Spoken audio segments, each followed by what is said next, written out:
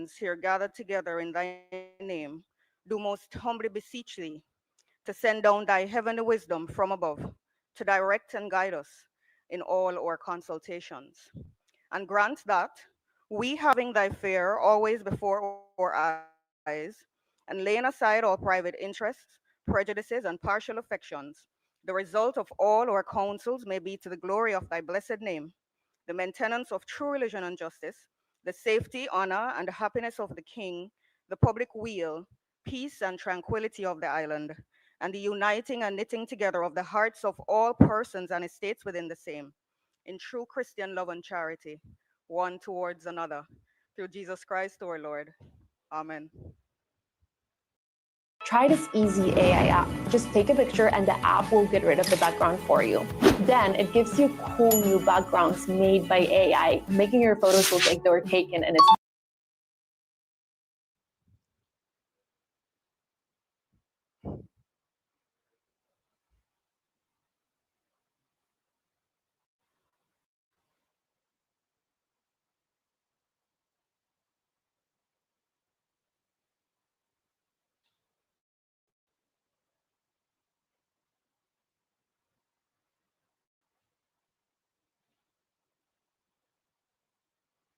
You may be seated.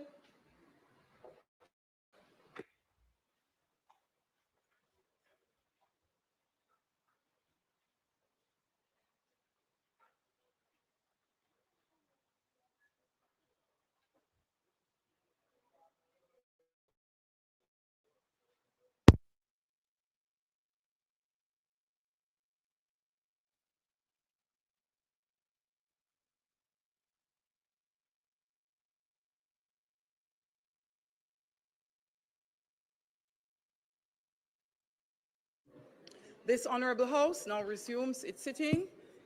It remains a great honor and privilege to welcome you all to the sitting of the Honorable House of Representatives for today, Tuesday, March 25, 2025. This is particularly for the conclusion of the 2025-2026 budget debate by the Honorable Minister of Finance and the Public Service. I would like to extend a special welcome to those who are special guests here in the gallery, most notably students from Mary C. Cole Hall at the University of the West Indies and members from the representing from the Ministry of Finance, and to all of those joining us online via the various social media platforms, PBCJ live stream, welcome to the Parliament. Call of the roll. Mr. Clark, Mr. Bartlett, Dr. Holness, Dr. Chang, Mrs. Williams, Ms. Grange, Mr. Mackenzie, Mr. Chuck, Mr. Vaz, Dr. Tufton, Mrs. Malahoo Fort, Mr. Green, Mr. Charles Jr., Mr. Matthew Samuda, Mr. Morgan, Mrs. Cuthbert Flynn, Mr. Main, Mr. Davis, Mr. Terry Long, Mr. Hutchinson, Mr. Witter, Dr. Dunn, Mr. Brown, Dr. Brownberg, Dr. Charles, Mr. Chin, Mr. Cousins, Miss Crawford, Miss Daly, Mrs. Dalrymple Filbert, Miss Davis, Mr. Golding, Mr. Graham, Dr. Guy, Miss Hamilton, Miss Hannah, Mr. Enriquez, Mr. Henry, Mr. Hilton, Mr. Jackson, Mr. Lawrence, Miss Lee, Mr. Miller, Mr. Montague, Miss Morrison, Mrs. Nita Garvey, Mr. Paulwell, Mr. Phillips, Dr. Phillips, Mr. Robertson, Mr. Robinson, Mr. Carl Samuda, Mr. Shaw, Mr. Sibley's, Mr. Slowly, Mr. Smith, Mrs. Vaz, Mr. Warmington, Dr. Wheatley, Mr. Williams, Mr. Wilson, and Mr. Wright. Thank you, Madam Speaker. House Leader.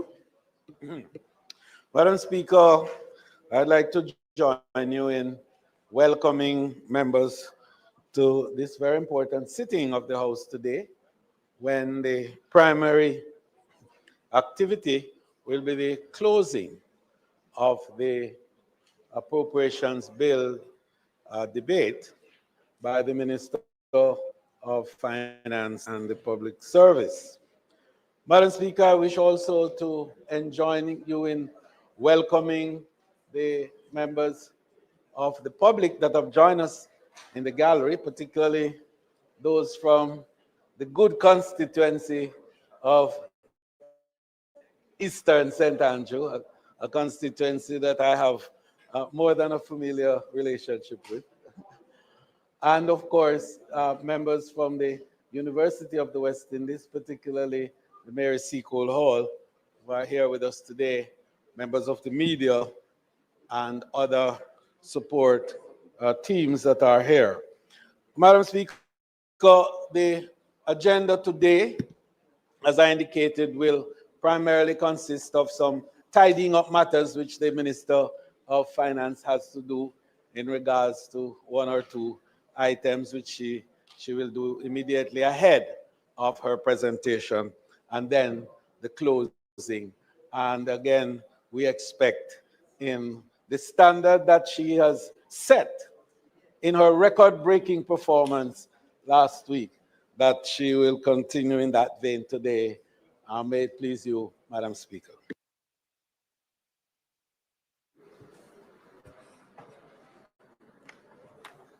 Thank you, House Leader. Statement by ministers. Announcements.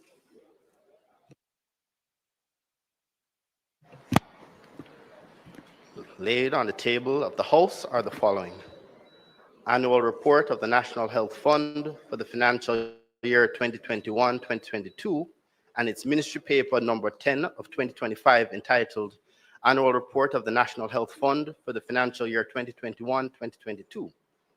Annual Report of the National Health Fund for the financial year 2022-2023 and its Ministry Paper number 11 of 2025 entitled Annual Report of the National Health Fund for the financial year 2022-2023.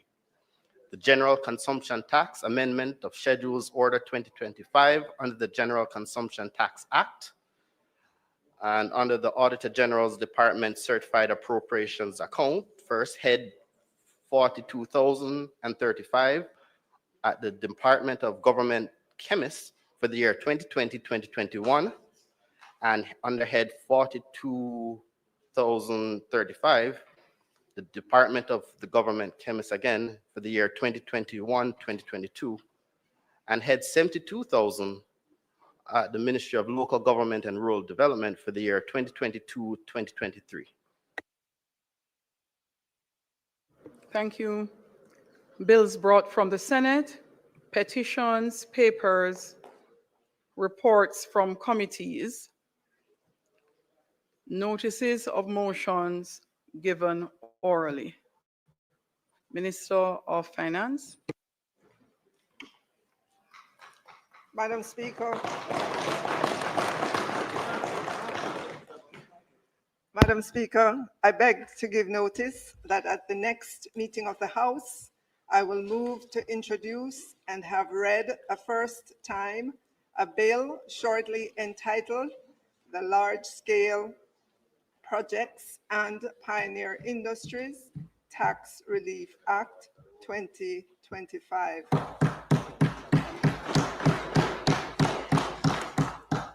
Madam Speaker, I beg to give notice that at the next meeting of the House, I will move the following motion: the General Consumption Tax Act, the General Consumption Tax Amendment of Schedules, Order 2025 resolution.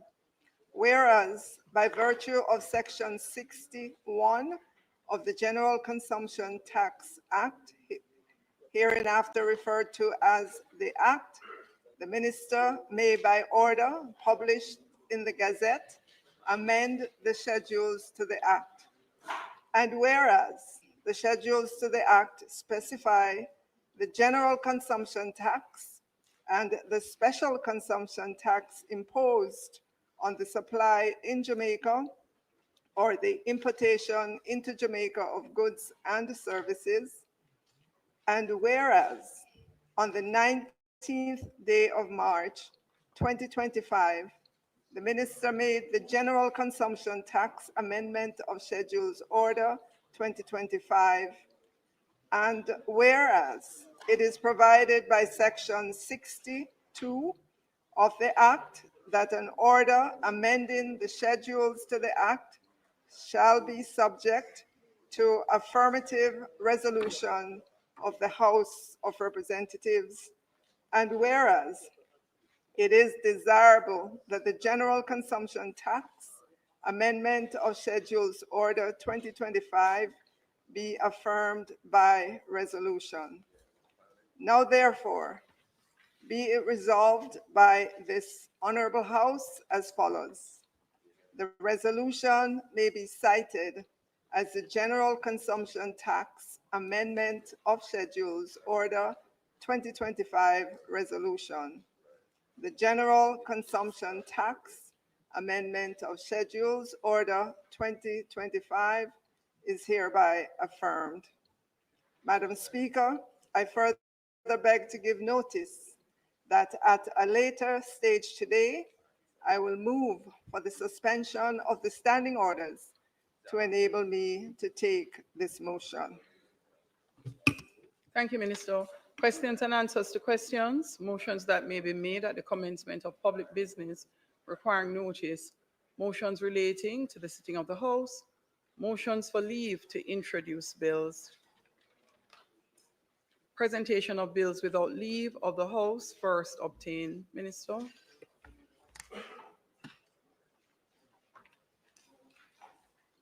Madam Speaker, I now move for the suspension of the standing orders to enable me to take the motion, notice of which I gave earlier.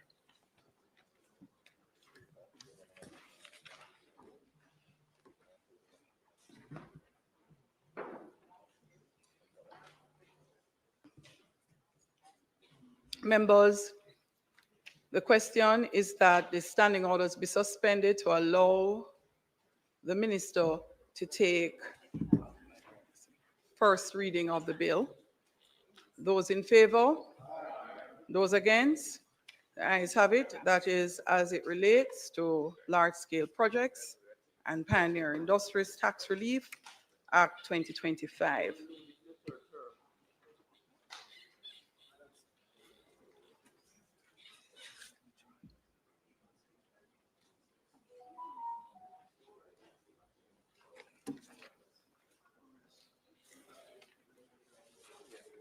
Madam Speaker, I now move for the suspension of the standing orders to enable me to take the first reading of a bill shortly entitled the Large-Scale Projects and Pioneer Industries Tax Relief Act 2025.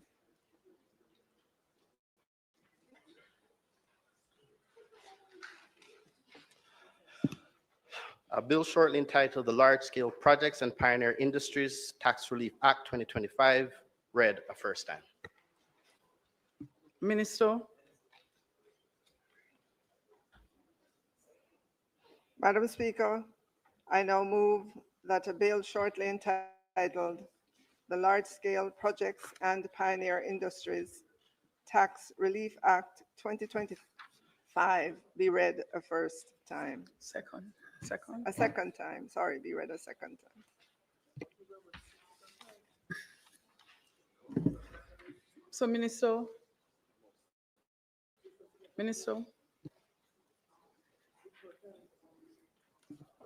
Marshall, a moment, please.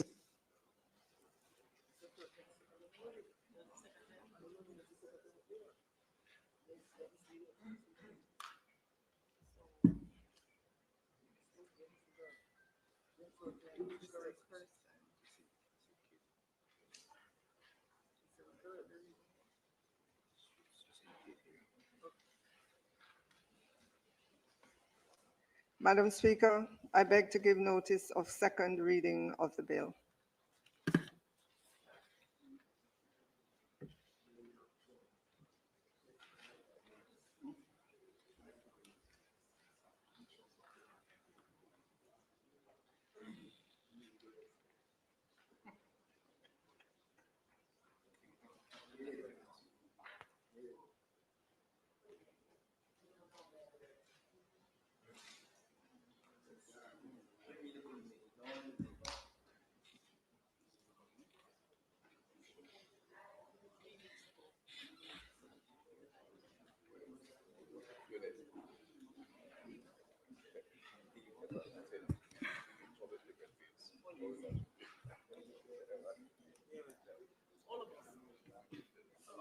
House Leader, Public Business.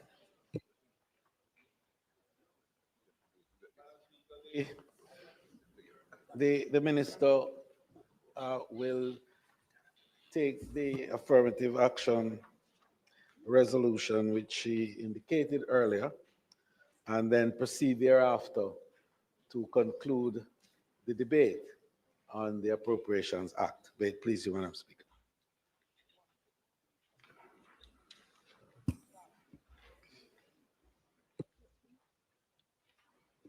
Thank you, House Leader. Minister. Madam Speaker, I now move for the suspension of the standing orders to enable me to take the motion, notice of which I gave earlier. So, Minister, if that's okay, I will take the general consumption tax. The question is that the standing orders be suspended to enable the minister to take the motion, notice of which she gave earlier. Those in favor? Aye. Those against? The ayes have it. Madam Speaker, the matter before us is the general consumption tax, amendment of Schedules Order 2025, and its resolution, which supports revenue measures for financial year 2024-2025, included in Ministry Paper number 11/24. The measures being proposed are aimed at bolstering the private security industry amidst the increase in targeted attacks on entities providing armored cash courier services, in addition to ensuring compliance with Jamaica's international trade obligations. Madam Speaker, I will give an overview of the measures. The first measure revises the tax structure for the importation of armored cash courier vehicles. Madam Speaker, the numerous gun attacks, ambush, and robbery attempts on the armored cash courier industry has negatively impacted the private security industry. These attacks have impacted the companies providing cash courier services by significantly increasing their operational risk and exposing frontline officers to harm. The attacks have also had a negative effect on the routine servicing of automated banking machines, hampering the delivery of cash to the general public. Madam Speaker, in an effort to facilitate investment in assets that are purpose-built for the transportation of cash and other values, the government has taken the decision to remove the GCT and SCT from armored vehicles and the added cost of armoring a vehicle. The details of the measures are as follows. The second schedule of the GCT Act is being amended to enable armored vehicles to be subject to special consumption tax SCT at a rate of 0%. This will apply to armored vehicles with a cost, insurance, and freight CIF value in excess of US $33,000 to be utilized in providing an armored cash courier service, and the added cost of armoring a vehicle, that is, to render the vehicle fit for use as an armored vehicle for the specific use as an approved cash courier. This Honorable House, Madam Speaker, is asked to note that Part 1 of the third schedule is being amended to exempt from GCT payment armored vehicles with a cost, insurance, and freight CIF value in excess of $33,000 to be utilized in providing armored cash courier services. Secondly, the amendment will also exempt the added cost of armoring a vehicle to render it fit for use as an armored vehicle imported for the specific use of providing armored cash courier services. Madam Speaker, the measure is intended to be temporary, and as such, the effective period for the relief is between April 1, 2024 to March 31, 2026. It is therefore being encouraged that entities engaged in the cash courier service utilize this period of GCT and SCT relief to upgrade their fleet and invest in purpose-built vehicles. Madam Speaker, I will now move to the second measure addressed by this order, which is the standardizing of Jamaica's general consumption tax GCT treatment on raw foodstuff. Madam Speaker, by virtue of Jamaica's membership to the World Trade Organization, WTO, the country is not allowed to implement internal tax measures designed to protect domestically produced products. The utilization of GCT, which is an internal tax currently charged on imported raw foodstuff, but not on locally produced raw foodstuff, could be interpreted as a measure that gives protection to domestically produced raw foodstuff. Madam Speaker, this is considered an uncompetitive practice from the perspective of international trade, and Jamaica risks, at the very least, jeopardizing the relationships with its trading partners. In light of this, Madam Speaker, we are amending the third schedule of the GCT Act to equalize the tax treatment for both domestically produced and imported raw foodstuff. Therefore, both domestically produced and imported raw foodstuff will now be exempt from the payment of GCT. Madam Speaker, this amendment applies generally to the following items: fresh fruit and vegetables, ground provisions, legumes, onions and garlic, meat, chicken, fish, crustacean or mollusks, and corn. Madam Speaker, it should be noted that items previously not considered raw food and subject to GCT will continue to remain subject to the tax. Madam Speaker, although we are removing the GCT on imported raw food stuff, this Honorable House should note that the items in question still attract taxes, primarily common external tariff CET and additional stamp duty. The removal of the GCT on imported raw foodstuff preserves our international trading relationships by removing the risk that Jamaica will face trade sanctions from other member states as a result of the discriminatory treatment applied to imported raw foodstuff. In concluding, Madam Speaker, the measures included in this order aim to facilitate investment in the armored cash courier industry and to remove any unnecessary risk to our international trade profile due to distortionary GCT practices. The House is therefore being asked to approve the General Consumption Tax Amendment of Schedules Order 2025 resolution.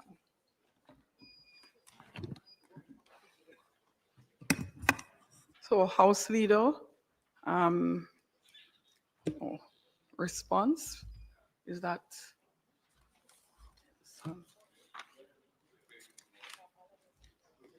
Member from St. Andrews Southeastern will respond. Thank you very much, Madam Speaker. On the first measure, the opposition has no objection to it. We recognize the importance of cash in our society, and we're fully aware of the number of incidents where cash courier companies have been attacked, people have been killed, and the impact that that has had on the ability of banks to restock their ATM machines and ensure that there is adequate cash. So any measure which facilitates those companies having more armored trucks is certainly something that we would support, and we do. Madam Speaker, on the second measure, we do have concerns about the removal of GCT on imported raw food items. My first question to the Minister, can you indicate which countries, if any, raised an objection to this?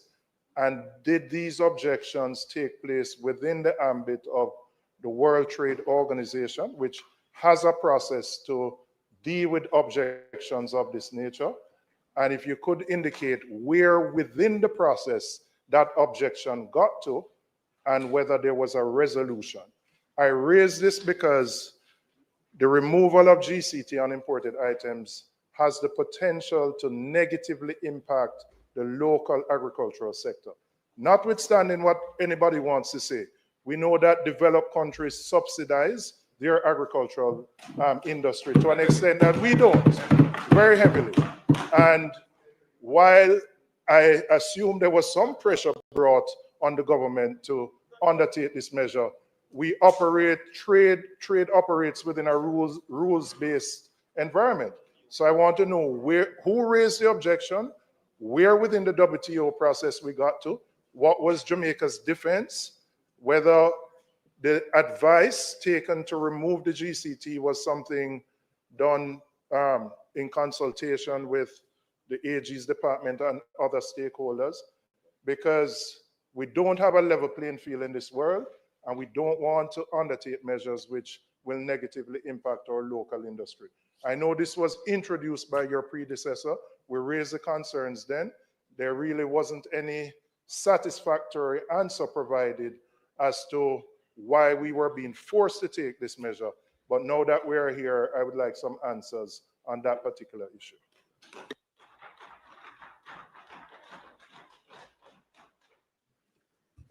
Minister, there is also a follow-up from the member from St. Catherine South, St. Catherine Southern. Thank you, Madam Speaker.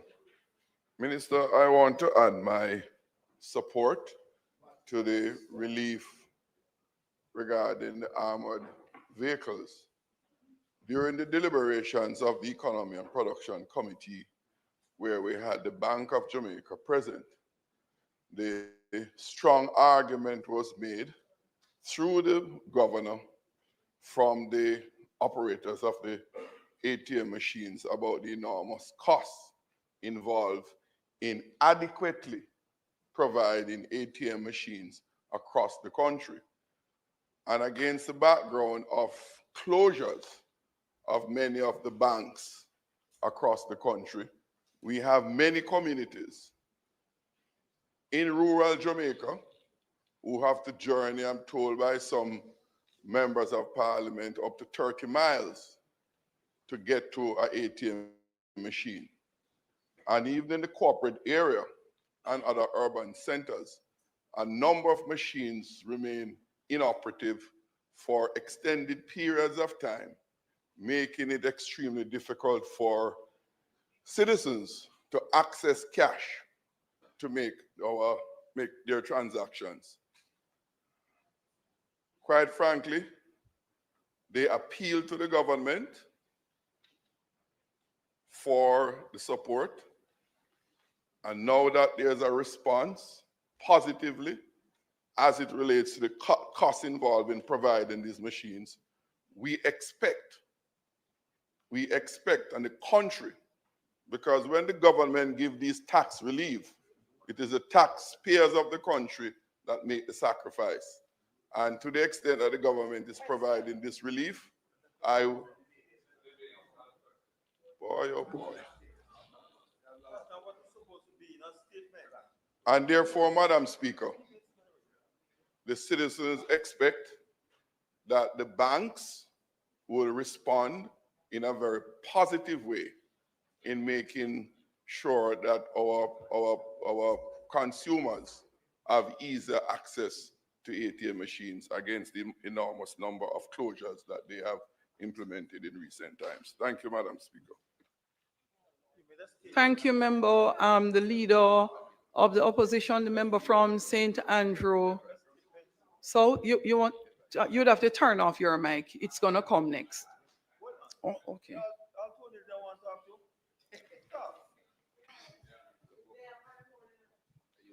Member from St. Andrew Western.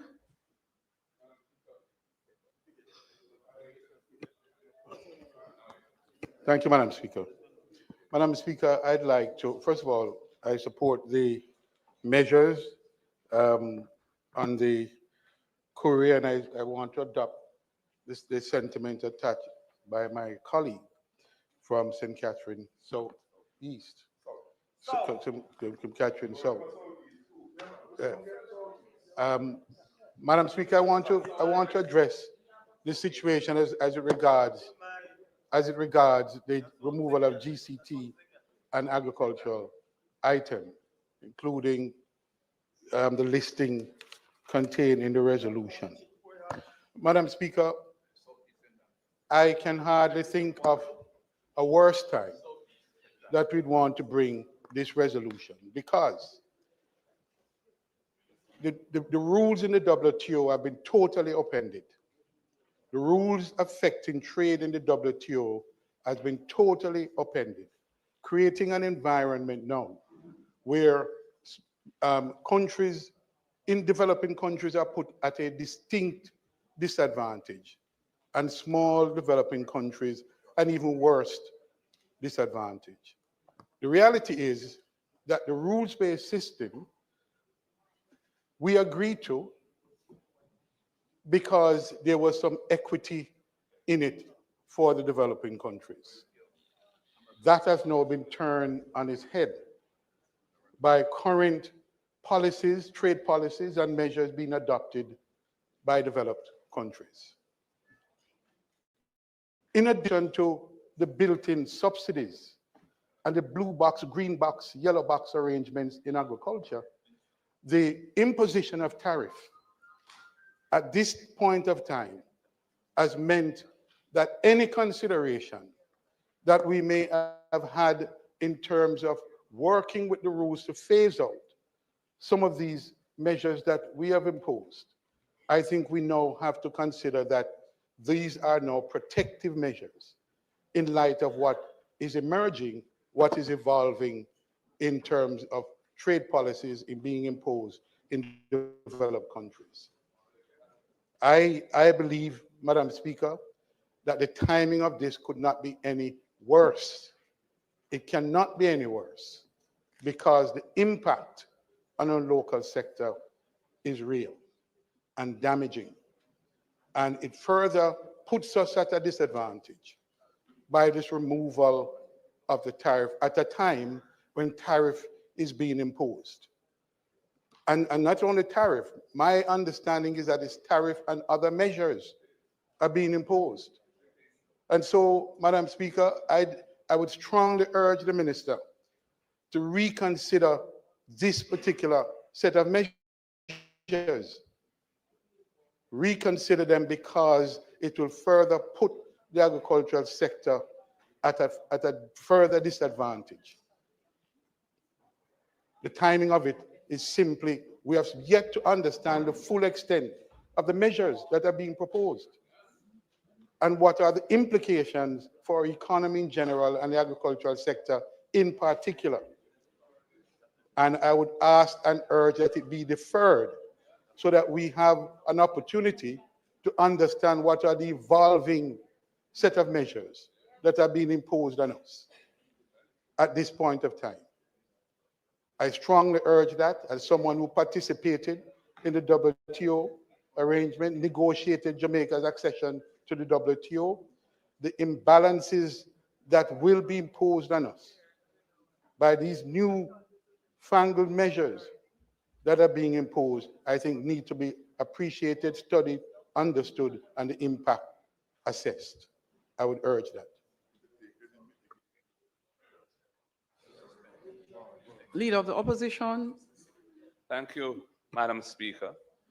I too understand the need for the tax break essentially that's been given to our security companies bringing in the armored vehicles. We all know the terrible situation that has been faced by them with the multiple robberies of ATMs and of armored vehicles arriving to either deliver or remove cash. So I don't think anybody in the House would have an issue with that. I also want to endorse a concern raised by my colleague, the member for Western St. Andrew, in relation to the timing of the implementation of this amendment to the GCT Act, third schedule. As has been said, we are now in an era where measures including tariffs, but also not limited to tariffs, all sorts of measures affecting trade are being touted, being pushed, being considered, and it's a very unsettled environment because we don't know where it's all going to end. In the meantime, we are removing a protective measure that was in place for the benefit of local producers of food and exposing them to the loss of that protection. Yes, there may be other import duties and charges that the importers of these items will have to pay. But as has been said, it is well established that for some of our trading partners, there are heavy subsidies that their producers enjoy from the states in which those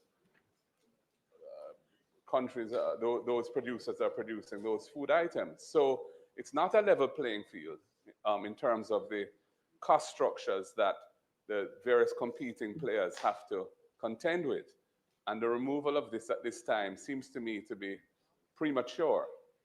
And although it was announced in the budget debate a year ago, and it's only coming here now, it seems to me that much has changed since then in terms of the international environment concerning trade. And I think we would be well advised to wait to see how the dust settles before we rush to implement this permanently in our law. And I also endorse and would like to, and I would also like to endorse and look forward to hearing the answers to the questions as to how this particular measure originated. You know, who was bringing pressure against Jamaica on this issue? Which country or countries? Where did it reach in the WTO system? What was Jamaica's stance in relation to any proceedings, if any, that were brought in the WTO system? How were those proceedings or that complaint or complaints, how were they resolved?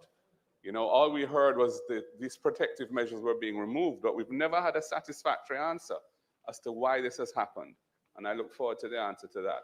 There's one other point I wish to make, Madam Speaker, and it is this. These measures are having retroactive effect. So the armored vehicles, the dispensation or the exemption, the zero rating, whatever it is, under the second schedule, which I assume is the SCT, and under the third schedule, the exemption under the third schedule, is taking effect from, in one instance, April 1, 2024, and in the other instance, July 1, 2024.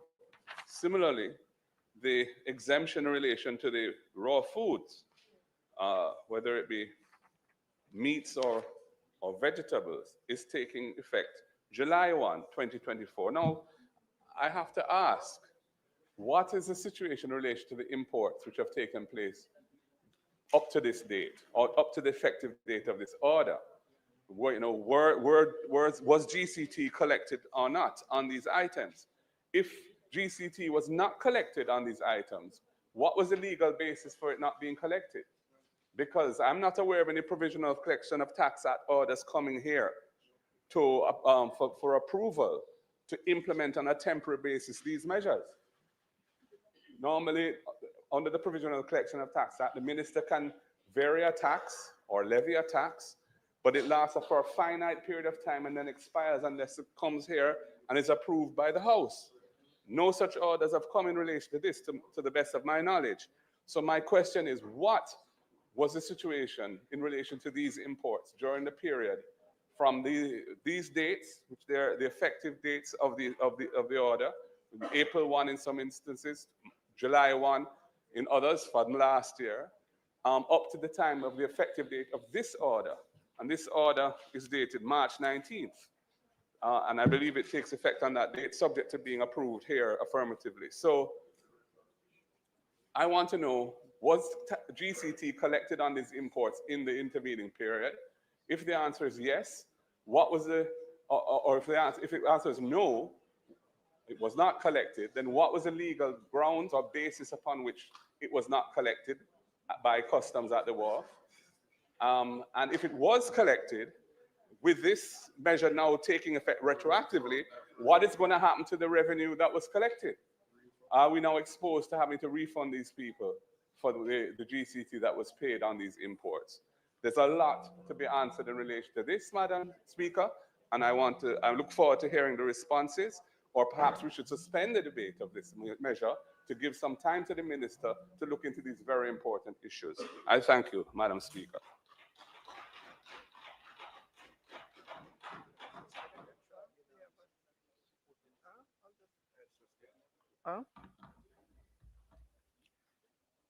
Madam Speaker.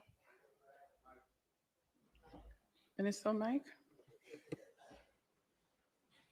Madam Speaker, I ask the House to recall that the GCT measures were announced by the former Minister Clark as part of the revenue measures of 2024-25, and they were not made into law. It is my understanding as well, with regards to specific countries that object. I understand from our technical persons that all of this happened when Jamaica was doing the review of our trade policy, and this came up by the reviewer. Jamaica's trade policy was being reviewed by the WTO, and it was noted it was not a specific country, but by way of the process of review. The UK and the EU asked that we correct all measures inconsistent with our WTO obligations, and this happened in 2024. It started,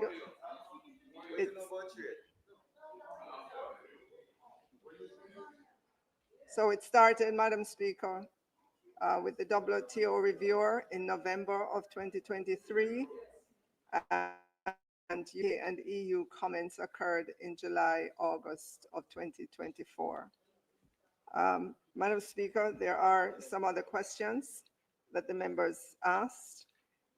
In order to get those responses, Madam Speaker, I'm going to ask that the debate be suspended until further notice. Thank you, Madam Speaker. Thank you, Minister. Appreciated. Minister? Members,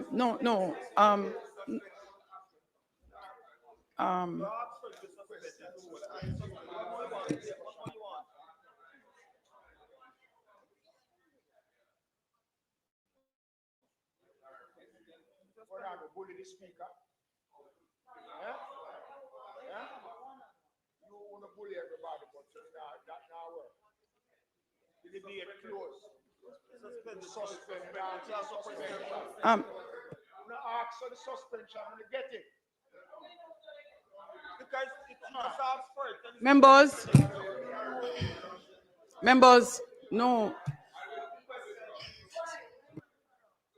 So you can't stop and speak. Members. Our first drop out today.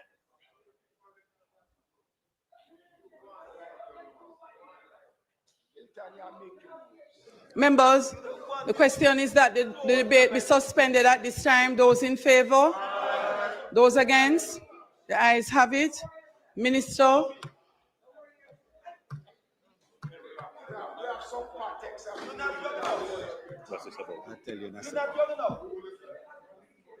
Madam Speaker, members, please. Madam Speaker, I now invite you to ask.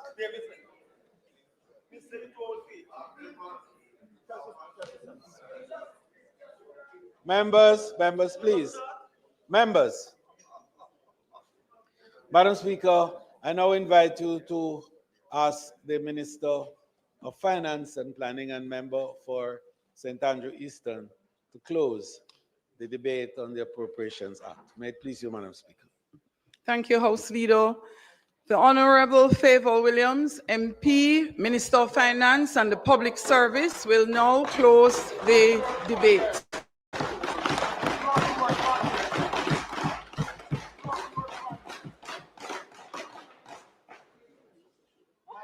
Thank you.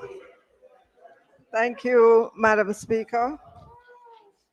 Madam Speaker, let me acknowledge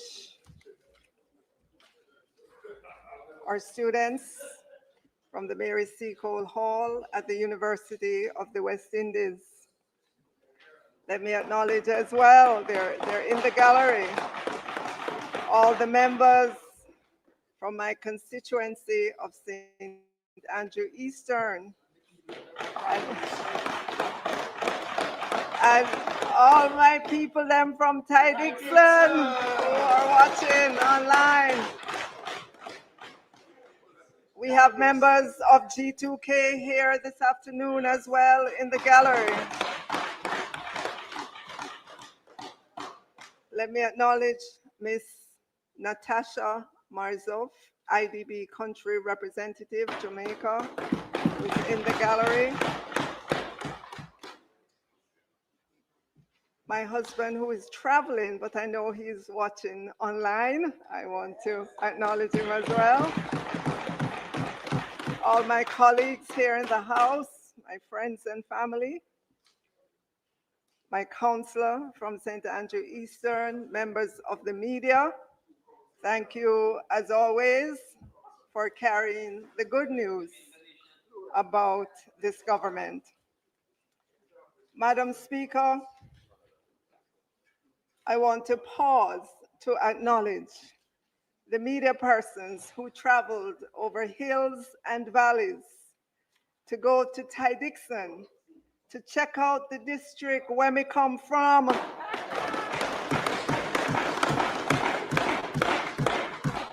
And to write a nice article about Ty Dixon and me. Madam Speaker, I hope all the media persons who went to Ty Dixon stopped for a moment on their way there or back to enjoy the beauty of the Worthy Park Sugar Estate located in the plains of the Vale of Loidas.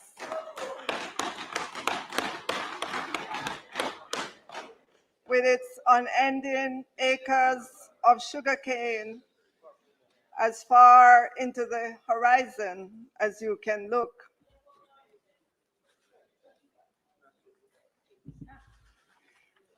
Madam Speaker, the scenes have always held me in awe from my childhood days until now. But Madam Speaker, there are other memories.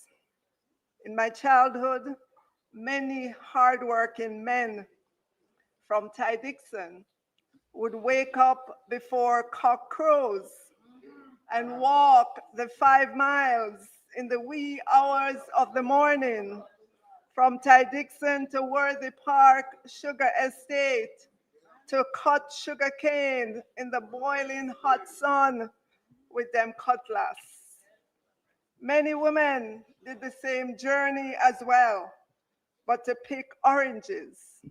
At that time, there were thriving orange groves. So thank you to the media for your visit to Ty Dixon. The people them when we grow up with said them love the attention. Additionally, your social media post highlighted and reminded me that my mother used to sell cornmeal pudding and potato pudding under a tree to school children at Ty Dixon Primary School. Madam Speaker, with the little my mother made from selling cornmeal and potato pudding, she would faithfully put aside something, no matter how small. And it was that faithful putting aside of a little of the money she earned from selling cornmeal and potato pudding that allowed her to buy our school uniforms and a pair of Batter Shoe Store crepe, they call them sneakers nowadays, for each of us children every year, so that we did not have to walk barefooted to school and we did not have to wear the washed out, faded out uniforms. Madam Speaker, it is the experience of putting aside something, no matter how small, that still lives on in me. Madam Speaker, it's not where you begin, it's where you end. And I want to thank Mr. Vegas and others in social media who understood the message of one cocoa full basket. Rome was not built in a day. Take your hand, make fashion, who stood up in social media against the nonsense videos about $2,000 Pro Box. Madam Speaker, let me caution the opposition and their supporters about how they talk about Pro Box. Currently, there are 23,423 Pro Box vehicle owners in Jamaica. So be very careful that you don't disrespect Pro Box. Be very careful. Be very careful. Be very careful that you don't disrespect Pro Box, which is made by Toyota, the largest car manufacturer in the world. Minister, it would appear that the members would like to be here until 9 o'clock tonight. Madam Speaker. Please allow the minister to present Madam uninterrupted. Speaker, it is a vehicle that has been around for 20 years and has been a resounding commercial success for Toyota. It is fuel efficient and has very good aftermarket value. So be careful how you speak about Pro Box. Madam Speaker, it's not where you begin, it's where you end. It's not where you start, it's where you finish. Madam Speaker, we've come to the closing hour of the budget debate for fiscal year 2025-26.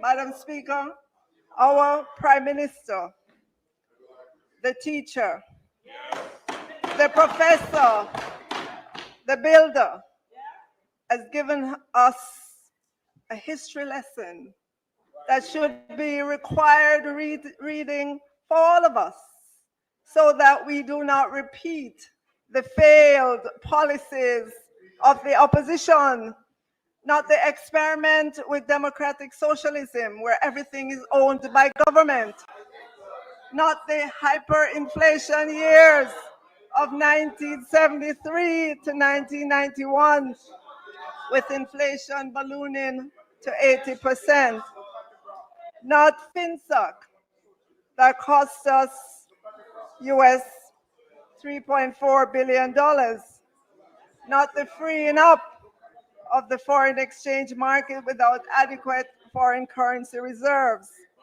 Madam Speaker, those are only some of the failed policies when the opposition was in government that are still reverberating today, meaning the impact of the failed policies are continuing and still have serious negative effects. Madam Speaker, we're not making excuses. These failures are hard for our economy to overcome. They are the equivalent of putting 100-pound weights on our athletes and saying to them, run and win gold medals in champs and the Olympics. Impossible, Madam Speaker.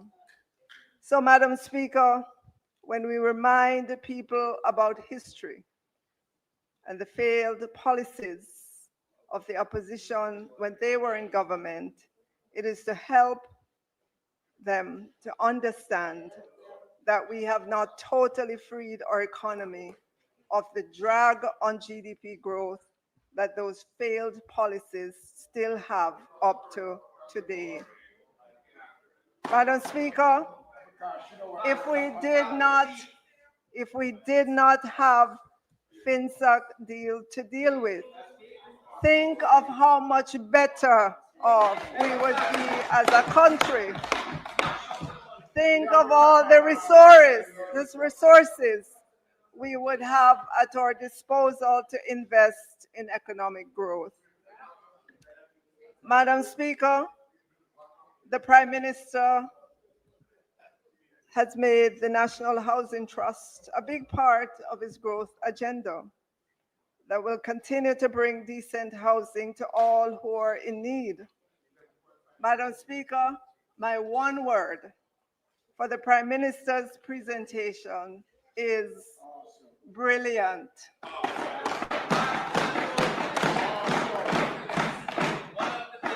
From beginning to end, brilliant.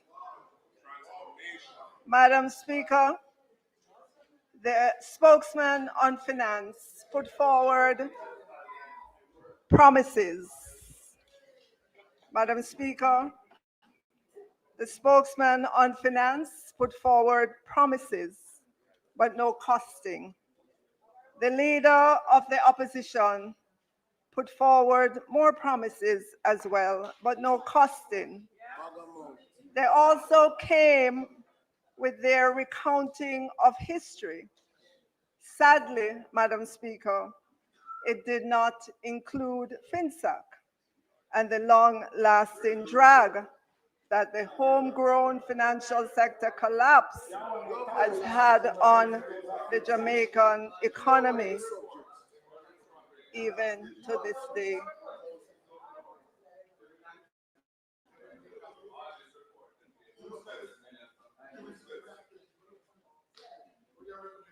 Madam Speaker, in both of their speeches, not a word was said about FinSAC, not an apology, not an acknowledgement. It was as if FinSAC never happened. Madam Speaker,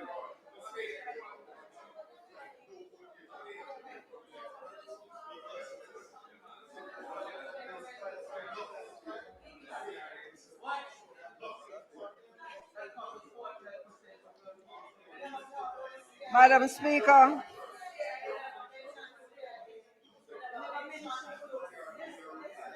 Madam Speaker, Members,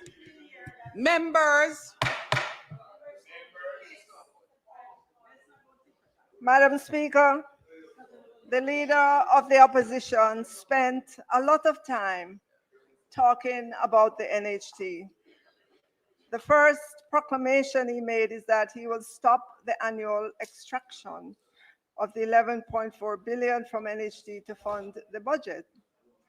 He said he would set aside 1% of food import tax, which would be 2.5 billion per annum. He promised employers an increase in the employer tax credit to 40% from 30%. He went to town, Madam Speaker, decrying securitization. right? The government is taking future revenues today, da, da, da, da, da, da. All told, between opposition leader and spokesman, they made promises upon promises upon promises. But did they give the Jamaican people any idea of how much those promises would cost? And whether or not that they would have to cut back on something to do what they're promising? No. They said they are united with fresh ideas and solid plans, ready. But let's see if indeed that would be the case.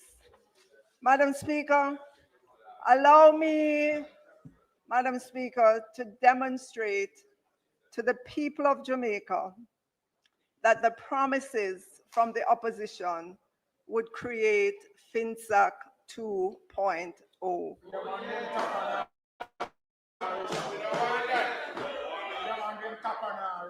You see, Madam Speaker, the opposition put forward a lot of words with few figures. But within all those pages and pages and pages of words is a budget, an implied budget, Madam Speaker. And it is that implied budget that I would like all Jamaicans to understand, because it has serious negative ramifications for our future. So, Madam Speaker, let's begin. I will lay out side by side the central government's budget for fiscal year 2025-26 and the opposition's implied budget for that fiscal year as well. These are the headings, starting with chart number 1. Yes.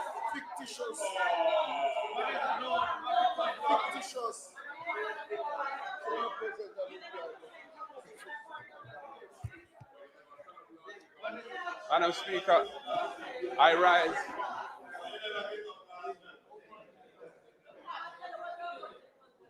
Yeah. Madam Speaker, I rise on a point of order because the minister is misleading the House. We did not present an implied budget for the coming fiscal year. We presented our proposals, our policy commitments for the next PNP government. And we have never said that they will be implemented in the current fiscal year. They are...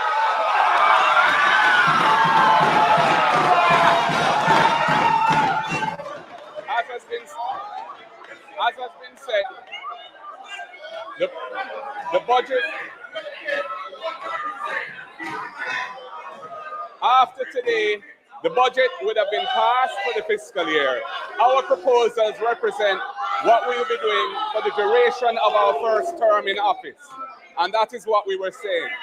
And they will all operate within the current fiscal rules. Stop misleading the House.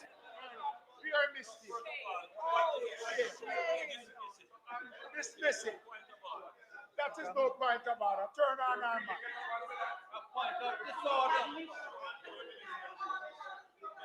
Julia. Julia.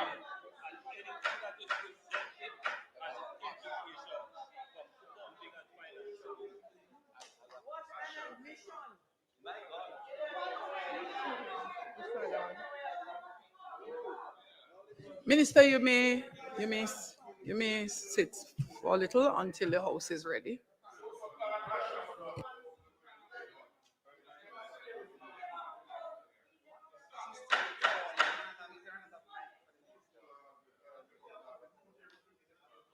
One cousin. Relax on the speaker rule, you know. You can't run from this, you know. Members, let me remind you, the public is hearing nothing of this discourse. Nothing of this discourse. If you're not on the mic, you're not being heard. So could we allow the Minister of Finance to conclude or to close the debate? Minister of Finance.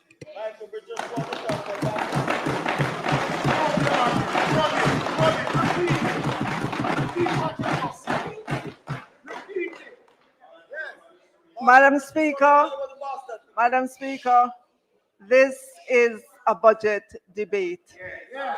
And anything you put forward has fiscal implications.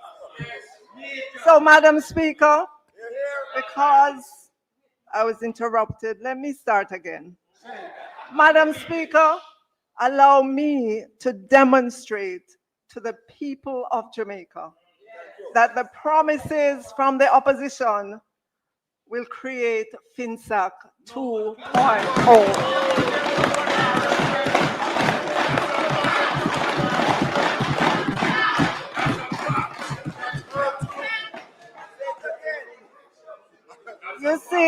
You see, Madam Speaker, the opposition put forward a lot of words with few figures, but within all those pages and pages and pages of words is a budget, an implied budget.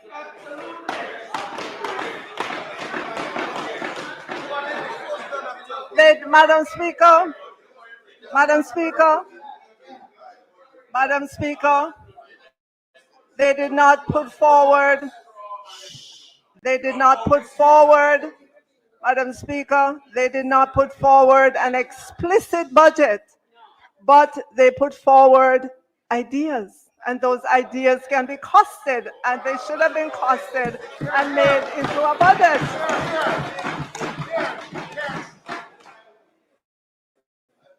So, Madam Speaker, let us begin.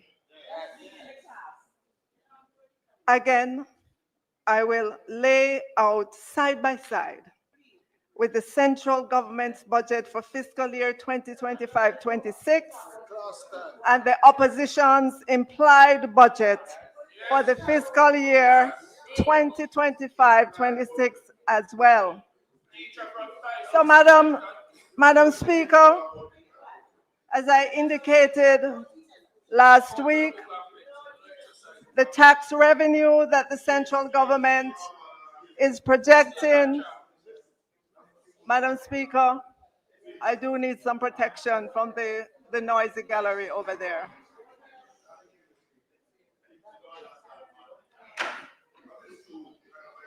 Madam Speaker, as I indicated last week, the tax revenue that the central government is projecting for fiscal year 25-26 is 949 billion 494 million. This is represented on the screen, chart number 2. The opposition did not have any objection to that figure. They didn't put forward any opinion as to whether or not that revenue figure is too high or too low. So I'm taking that as an implied acceptance. And so I will give them on their side of the ledger 949 billion 494 in their column as well. Our tax revenues represent a 5.9% increase over what we collected for fiscal year 2024-25. That is coming to a close. That's a little bit above inflation, no wild assumptions, plus, Madam Speaker, we already subtracted all the give-ups in that figure. It's not to come. We took it out of the revenue projections already. And that cost was $9.2 billion. That's the cost of the good news that we presented, yes. So, Madam Speaker, I'm going to add that back to the opposition's column because, to be fair, those were our give-ups, not theirs, right? So we're going to put it back there. Right, yeah, yeah, right, right. Those are right. So we put it back. We put it back on their side of the ledger, right? Yes. So in the next chart, we move on to the next line item in the budget, non-tax revenues. These non-tax revenues, Madam Speaker, they include the 11.4 billion from NHT. They include asset sales, any share sales, for example, Trans Jamaica. This is also where we put distributions from public bodies. And this would be where we have securitizations. No, Madam Speaker, do you remember how the opposition leader declared that he would stop extracting the 11.4 from NHT and that securitization is us taking revenues from the future to spend in the present and something about, and you know, yes. Well, Madam Speaker, we cannot put any revenues from that in their column. Right, nothing. We would offend them if we did. So nothing there, Madam Speaker. So we move on to the next, item, the bauxite levy. Madam Speaker, we are projecting to receive $812 million in bauxite levy. And we will put that same amount, bauxite levy, on their side of the ledger as well. I know the opposition loves bauxite levy.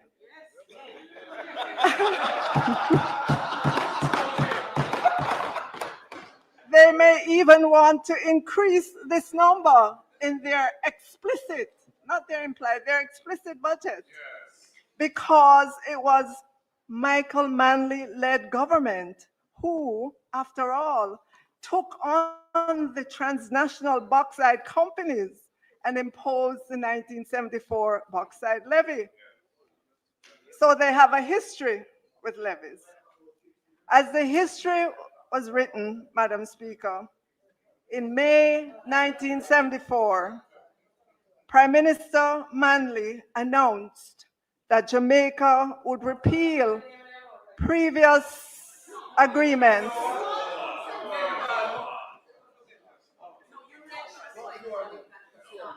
Madam Speaker, as the history was written, in May 1974, Prime Minister Michael Manley announced that Jamaica would repeal previous agreements with the bauxite companies and impose a production levy on all bauxite, either exported from or processed in Jamaica.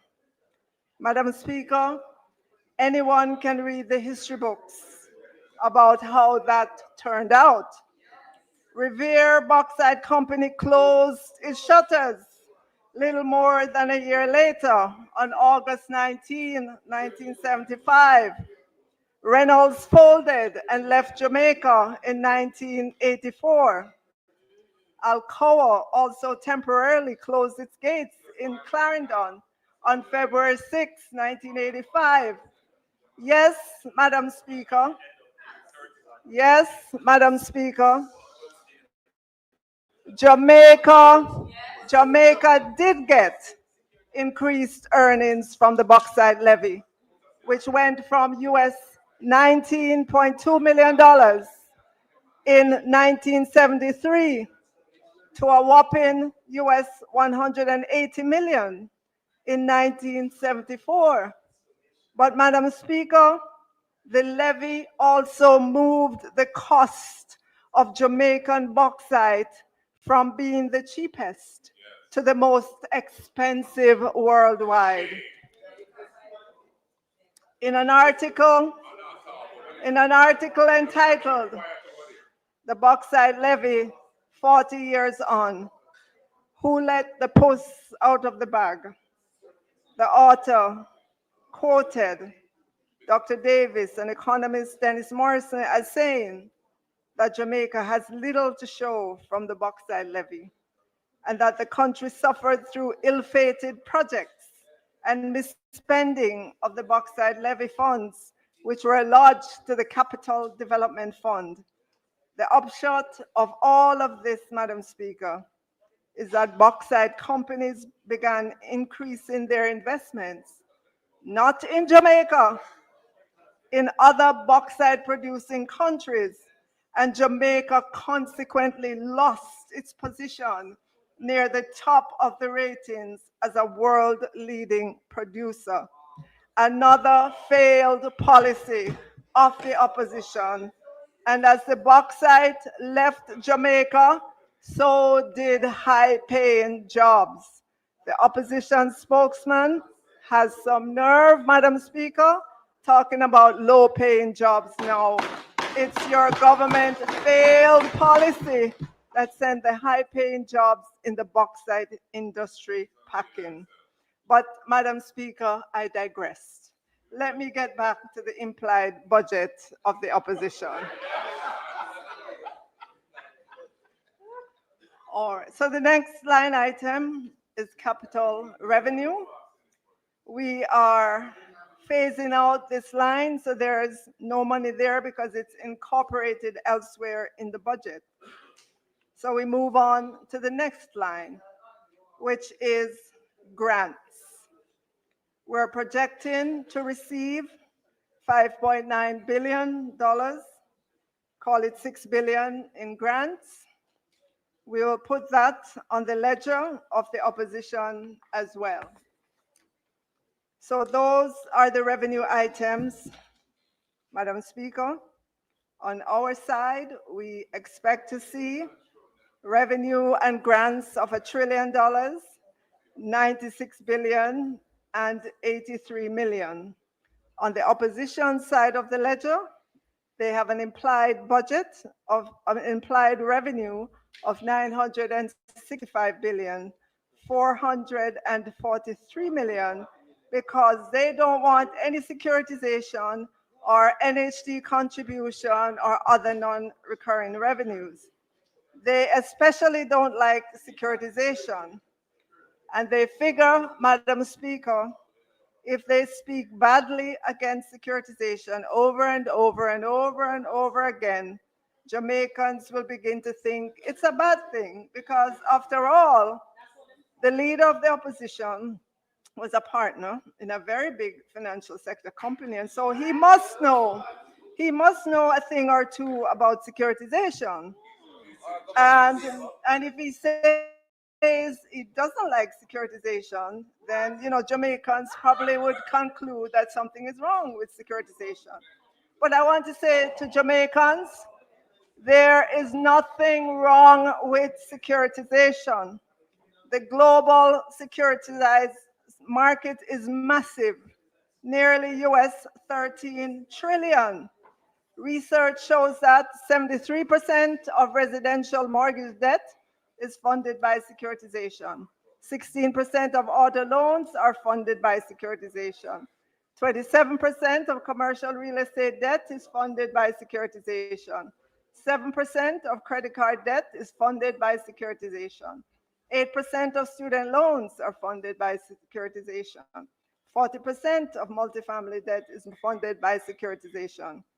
1 trillion of corporate borrowing is funded by securitization.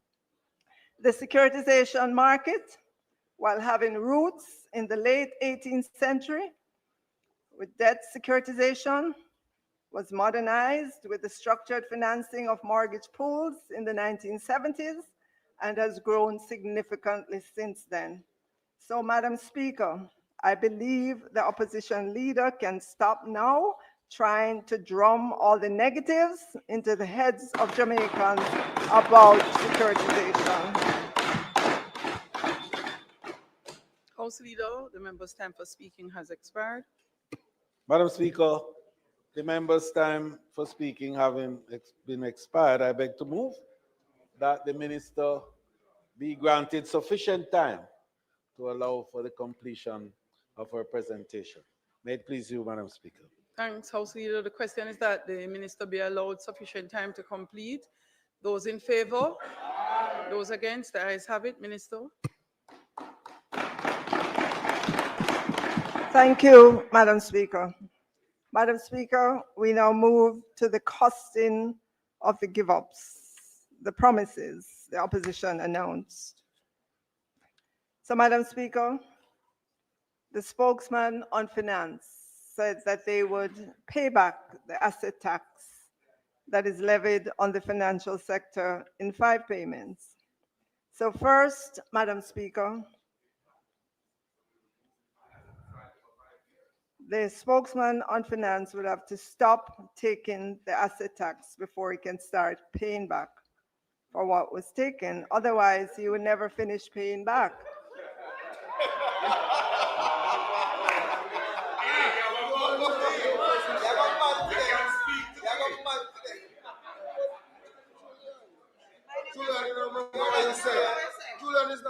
Members.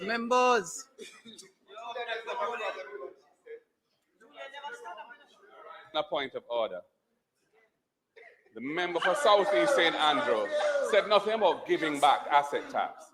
He talked about phasing out the tax over 5 years, not giving back the revenue already collected in 1 year. The minister is again misleading the House, and she must stop doing it. On securitization, I never said that securitization is in itself wrong. I said the use of the proceeds to fund the recurrent budget, using future revenue to meet today's expenses is what is wrong. And she's again misrepresenting the position. So, Leader of the Opposition, members, please, Leader of the Opposition, I hope you'll appreciate that this is not a cross debate. And members, I am ruling, and the ruling stands. So, Opposition Leader, you have been allowed the leeway to rise on a point of order twice to offer some clarification to what was said. Members,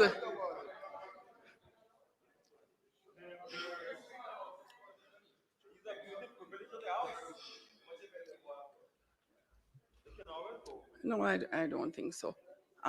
Please allow Minister to conclude. Members, Minister William. Thank you, Madam Speaker. So, Madam Speaker, an estimate for the asset tax give-up would be 8,364,000,000, which we will minus of the revenues of the opposition side of the ledger. Additionally, the opposition said they would not require any corporate taxes from MSMEs for 3 years. Madam Speaker, that's a give up of $11.4 billion. Not for 3 years, in the first year, Madam Speaker. So we take that off of their ledger as well. The opposition also said they would take 1% of the taxes on the food import bill to put into a fund. So that would not be available for the central government's budget. And their own estimate is $2.5 billion. So we have to minus that off on their side of the ledger. And I have no quarrel with that figure. The opposition also said that they would increase the employer tax credit from 30% to 40% of tax chargeable. The cost.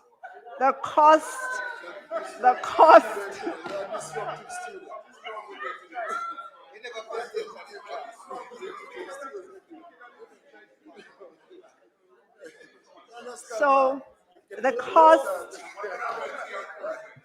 cost of that, Madam Speaker, would be a give up of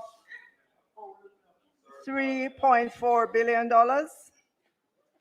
So now if we take a tally, their revenues and grants would now be 939,859,000,000 after all those give-ups. Madam Speaker, let's move on to the expense side of the ledger. So we are projecting that compensation of public sector workers, including pensions, wage negotiation, and items owed will be $495,799,000,000. I don't believe the opposition would want to meddle with this number, except to increase it if they believe they can. So I will put that figure on their side of the ledger as well, because we have to pay public sector workers. We get to the next line item under the expenses, recurrent programs. And for Jamaicans, recurrent programs are programs such as PATH, school feeding, Grand Store, 1009 schools, school transportation, books for schools, supplies for hospitals and health clinics, restorative justice programs, child diversion programs, Grand Gala and other independence celebrations, Know Your Numbers programs, trucking of water, subvention to our universities and teachers' colleges, subvention to NSWA for garbage collection, payment for streetlights, and so on. You get the gist of what is in this figure of 359.4 billion. And Madam Speaker, every dollar of it is already allocated to something. The notion that there is all this discretionary money is just that, a notion. Every dollar in the budget is allocated. The opposition would be free to look at these programs and decide which ones they're not doing or which ones they will cut back on because those are the only decisions that are available. So in the meantime, we put the $359.4 billion on the side of the ledger for the opposition as well. So we move to capital spending. We're estimating that we will spend $62.6 billion, Madam Speaker. We would love to spend more, but we have to work within a budget. And I will use the same figure for the opposition. If they want to cut it, keep it, or increase it, that's their prerogative. So we come to another tallying point. You will notice, Madam Speaker, on the government side, after paying public sector workers and recurrent and capital programs, not including interest on the debt and amortization, we have 178,313,000,000 left. The opposition has 22,088,000,000 left. But wait, Madam Speaker, there is still a long list of other goodies that the opposition promised. Yes, yes.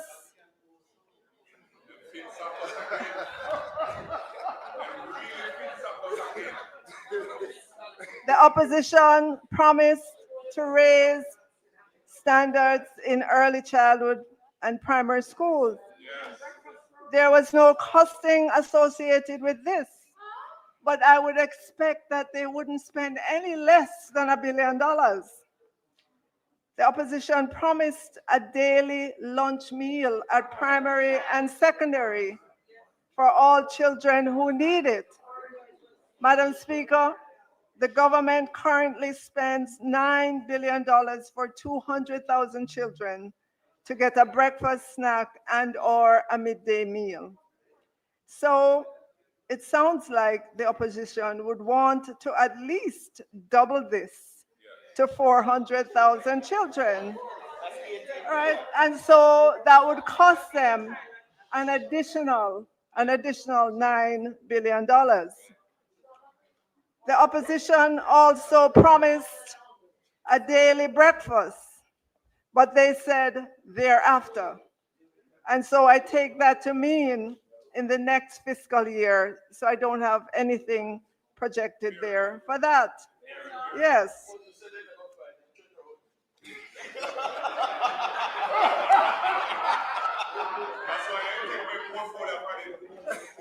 Madam Speaker,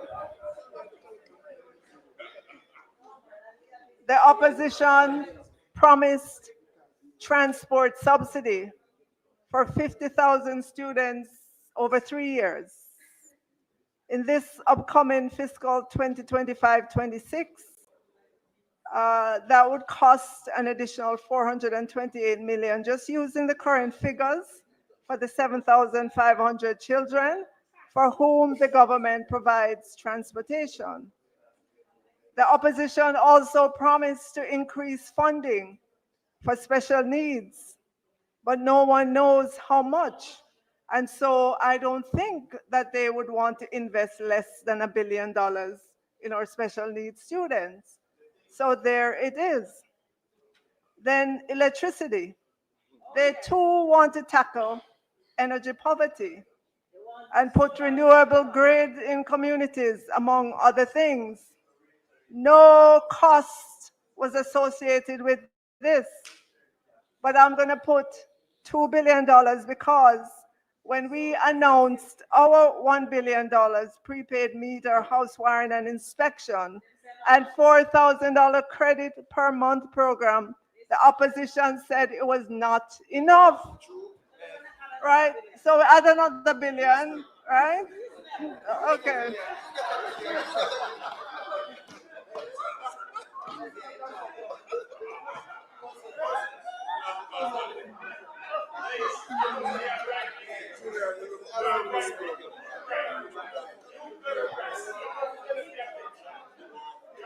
Madam Speaker, Madam Speaker, the opposition explicitly said that they would give $1 billion to the creative industry. So that is on the side of their ledger as well. Now this one, Madam Speaker, one full scholarship for a university degree per family. Madam Speaker, I had to get out my Excel spreadsheet to do this one. And so if you'll put the chart up for the one full scholarship per family. So Madam Speaker, the number of households in Jamaica are, well, it's 967,000.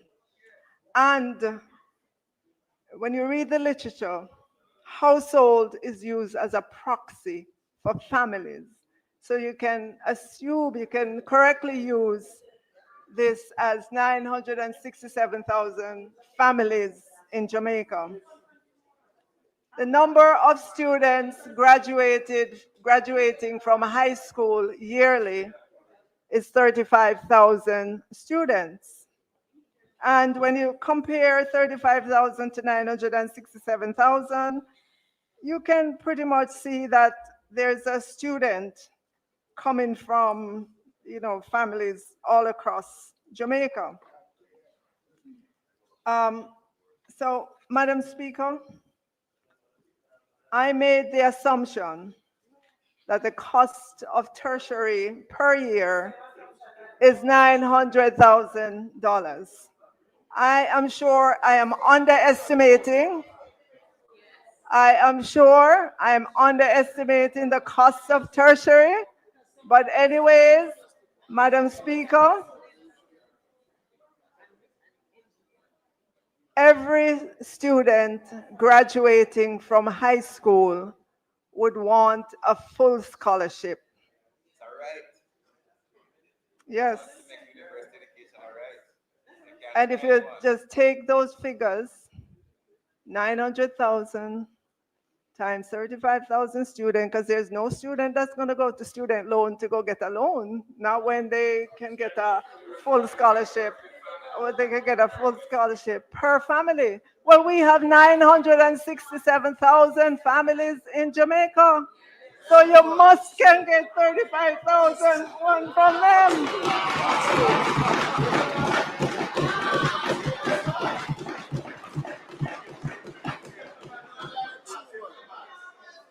And so, Mr. Speaker, when you take that and do the multiplication, you know, other than saying one per family, Madam Speaker, there were no other stipulations, nothing.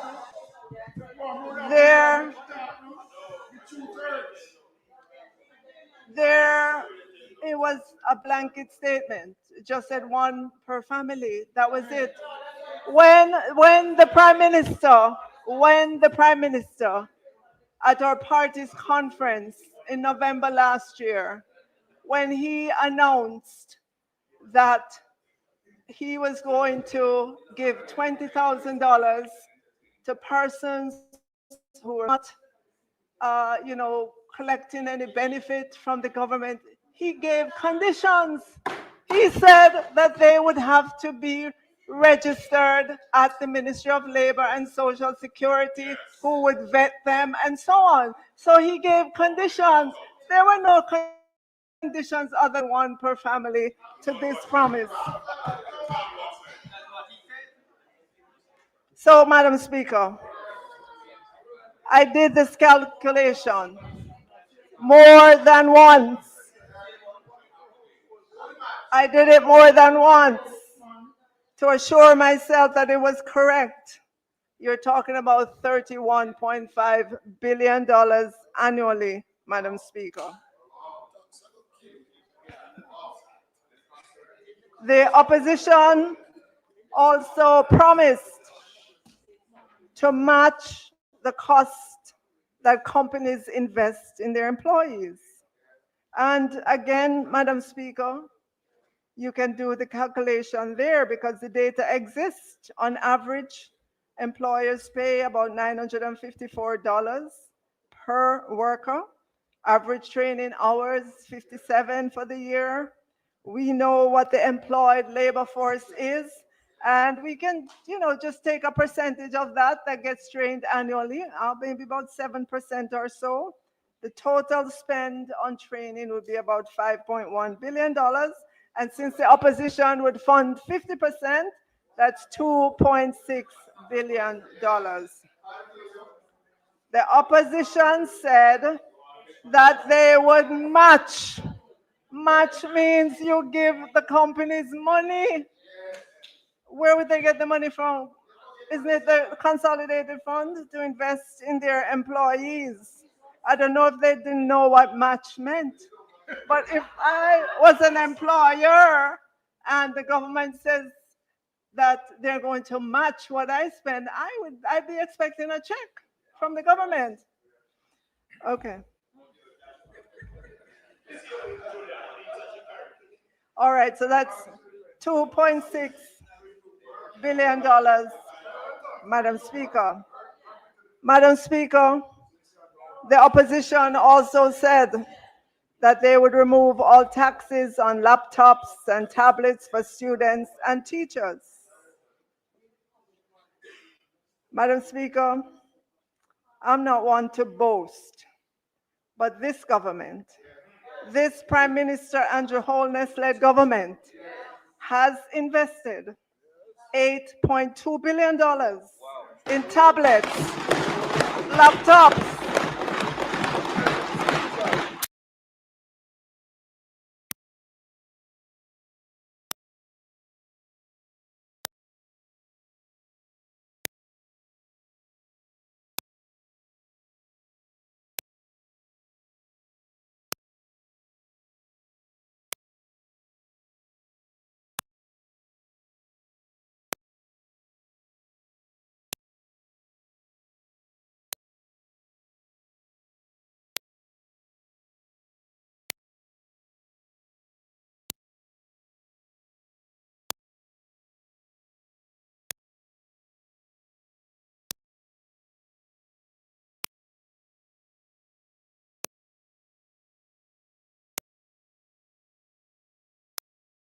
and other devices for students, teachers, and classrooms. Since COVID 2020, this government has issued out, free of cost, to students, teachers, and installed in classrooms 198,323 laptops, tablets, interactive panels, projectors, specialized equipment since we have been in government. Madam Speaker, since 2020, we've been rolling out broadband internet service to schools at no cost to parents or teachers or students. As of today, about 680 schools have free Wi-Fi inside and outside of classrooms. And when we're done, every school will have Wi-Fi inside and outside. That's not a promise. That's a commitment. And we back it up with an annual allocation year in, year out. And oh yes, Madam Speaker, how could I forget? We have 379 community Wi-Fi's or hotspots right across Jamaica. At the last count, the Social Development Commission, the SCC, the principal community organization agency working with communities, said there are 775 communities across Jamaica. So, Madam Speaker, if my math is right, that puts this Dr. Andrew Holness-led government at 49% of communities across Jamaica with community Wi-Fi's. Never before in the history of Jamaica has this happened. So, Madam Speaker, the bottom line, the PNP's promises, and I didn't even take all of them into consideration, is $48.8 billion. $48.8 billion.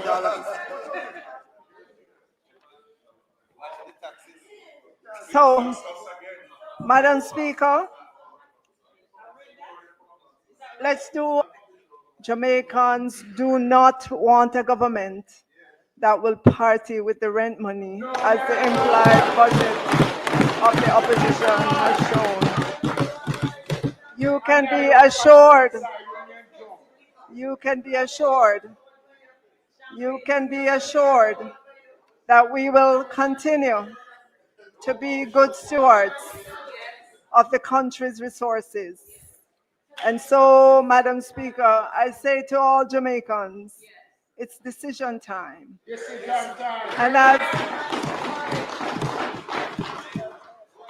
And as you weigh us in the balance, may you find us faithful. Madam Speaker, all that we are and everything we have resulted from our humble beginnings. One from the board house in Spanish Town, and one from Ty Dixon, who used to carry water on her head with a cutter and walk to school barefooted many times.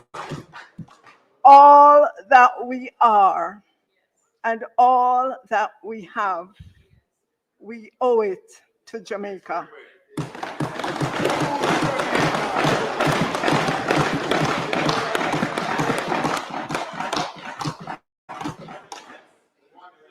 We have no other place to go, Madam Speaker.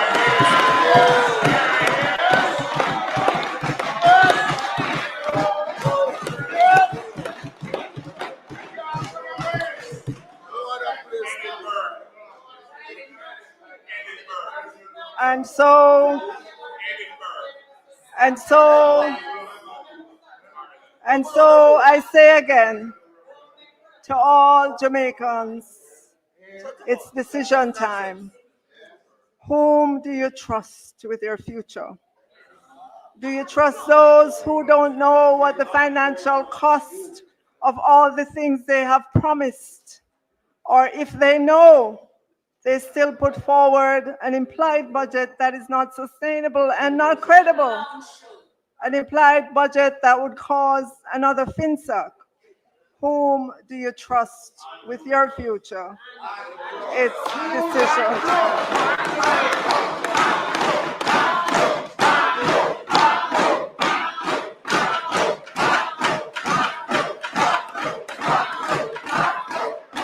No members. Members. So as I close, Madam Speaker, I say to all Jamaicans,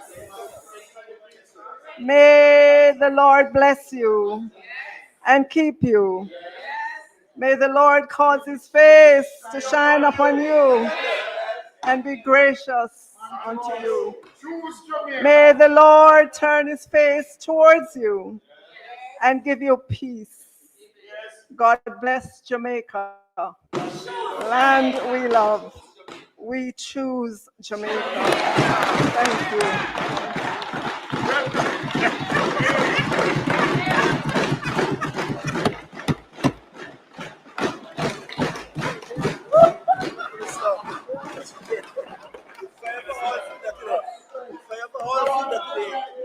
Very good. My girl. My girl. My girl.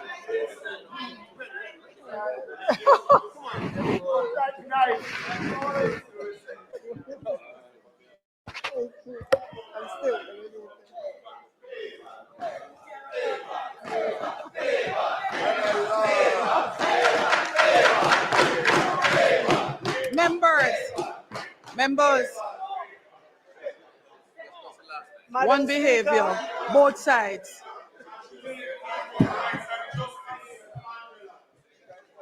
Madam Speaker. Members, Minister Williams still has something more before concluding. Madam Just allow her to Speaker, finish. as we conclude the debate, I ask that the bill shortly entitled the Appropriation Act 2025 be read a second time. The question is that the bill shortly entitled the Appropriations Act 2025 be read a second time. Clerk? Those in favor? Those against? The ayes have it, Clerk. An act to apply a sum out of the consolidated fund to service of the year ending on the 31st day of March 2026 and to appropriate the sums granted in this session of Parliament read a second time. The House will now resolve itself into a committee of the whole House to consider the bill clause by clause. Marshall?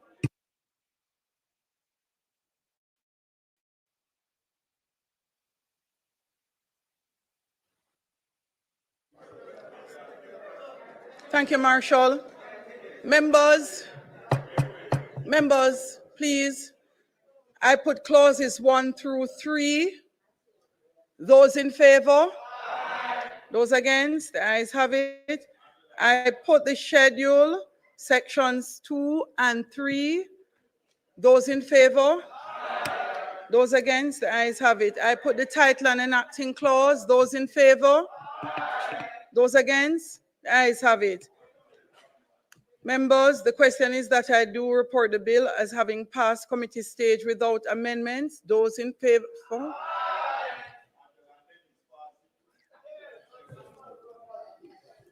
Madam Speaker, I now ask that the bill be read a third time.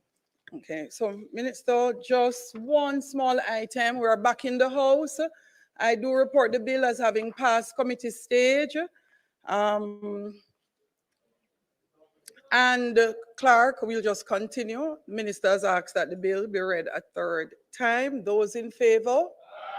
Those against? The ayes have it. Clerk? An act to apply a sum out of the consolidated fund to service of the year ending on the 31st day of March 2026 and to appropriate the sums granted in this session of Parliament, read for a third time and passed.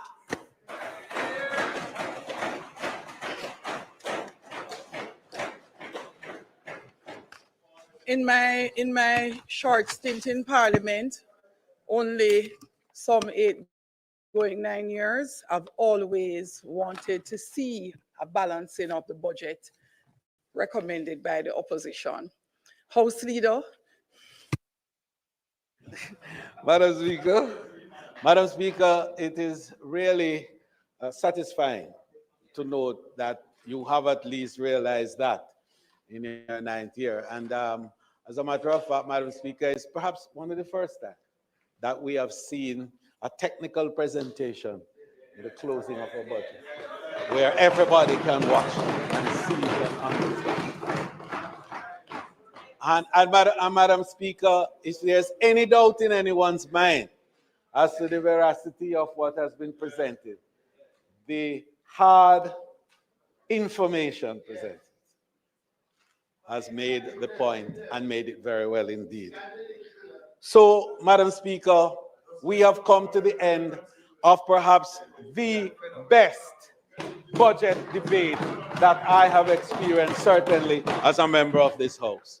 And we've been here in this House a little while.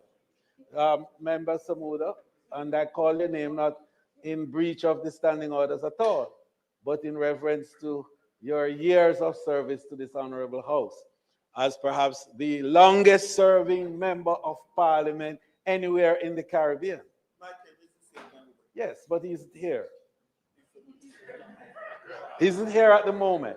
But I would, because I'm sure he's watching and listening, I would certainly enjoin my Honorable Michael Lester Henry in this regard. And or Lister, not Lester, Lister. He's very careful about that. And I know, Madam Speaker, because we're of the same vintage, not in terms of chronology, but in terms of years in this honorable House and in the public space. As I entered this chamber in 1980, just as those two, I had a small sabbatical, but I came back. And so after those two, then the member from St. Elizabeth, Northwestern, where is he? And myself stand as the next two for the longest serving in this honorable House.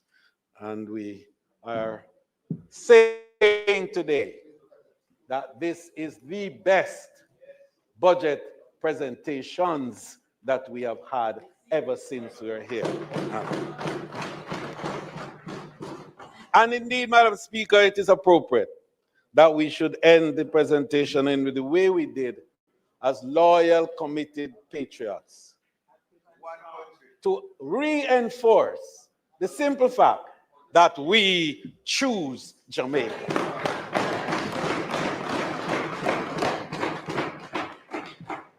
Madam Speaker, I beg to move, therefore, that the motion for the commencement and indeed the conclusion of the debate on the appropriations bill be approved. Those in favor? I had approved that already. And those against, the ayes have it. Adjournment. Speaker, it is customary, in fact, to close in that manner, as is accepted. Once a motion has been put, that motion has been approved. Madam Speaker, is not intended to do any further business for the House today. I therefore move for the adjournment of the House until Tuesday,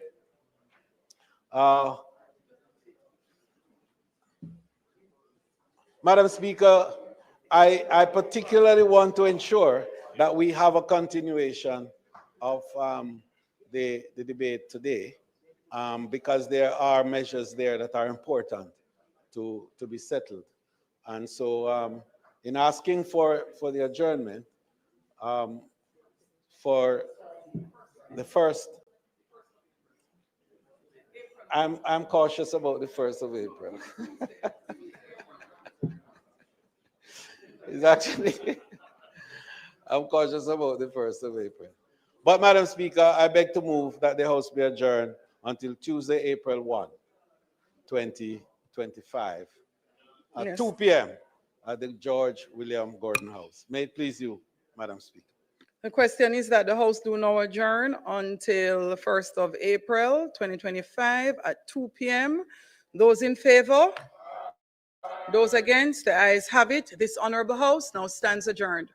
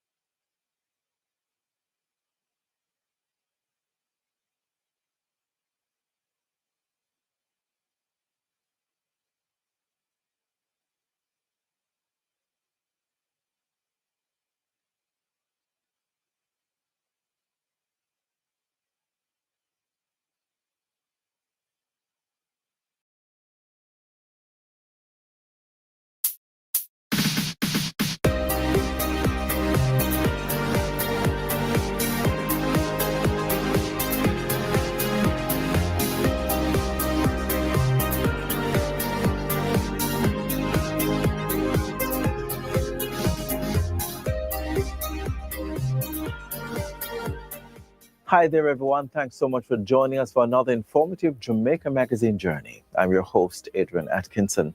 Inside the pages today, we look at the expenditure of public health care in the new fiscal year, which starts in April. Plus, more stories of developments in Jamaica. Stay with us. It all unfolds, starting with our news of the day, right after this important message.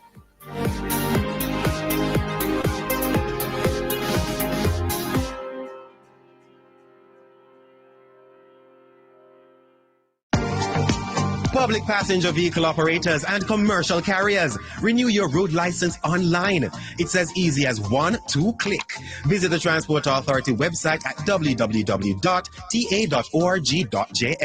Choose your license type and click Apply Now. Sign in or create an account with your email address and complete the application process, uploading all relevant documents. Make payment using a debit or credit card. Once your application is approved, the Transport Authority will email you to collect your sticker. Pick up your sticker in office or utilize our courier service. Once the sticker is collected, your digital road license will be emailed to you. For more information, call the Transport Authority toll-free at 888-991-5687.